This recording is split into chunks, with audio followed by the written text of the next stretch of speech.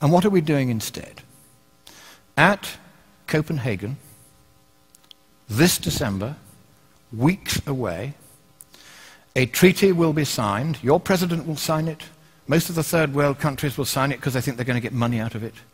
Most of the left-wing regimes around the world, like the European Union, will rubber stamp it. Virtually nobody won't sign it. I have read that treaty. And what it says is this, that a world government is going to be created. The word government actually appears as the first of three purposes of the new entity.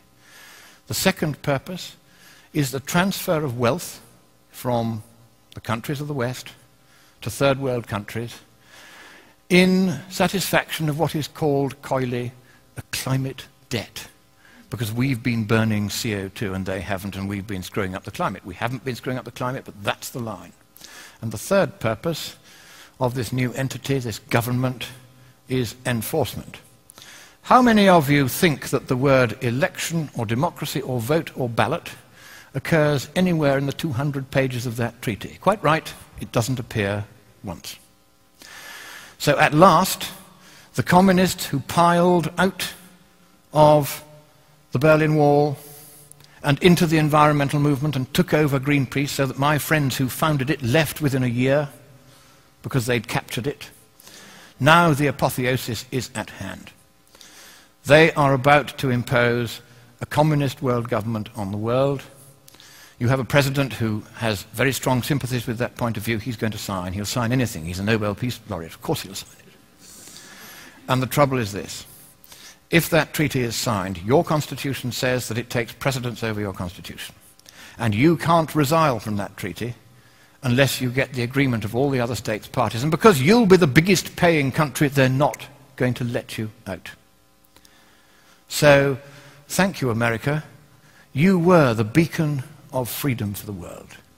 It is a privilege merely to stand on this soil of freedom while it is still free. But in the next few weeks, unless you stop it, your president will sign your freedom, your democracy, and your prosperity away forever, and neither you nor any subsequent government you may elect will have any power whatsoever to take it back again. That is how serious it is. I have read the treaty. I've seen this stuff about government and climate debt and enforcement. They are going to do this to you, whether you like it or no. But I think it is here in your great nation, which I so love and I so admire. It is here that perhaps at this 11th hour, at the 59th minute and the 59th second, you will rise up and you will stop your president from signing that dreadful treaty, that purposeless treaty, for there is no problem with the climate, and even if there were, economically speaking, there's nothing we can do about it.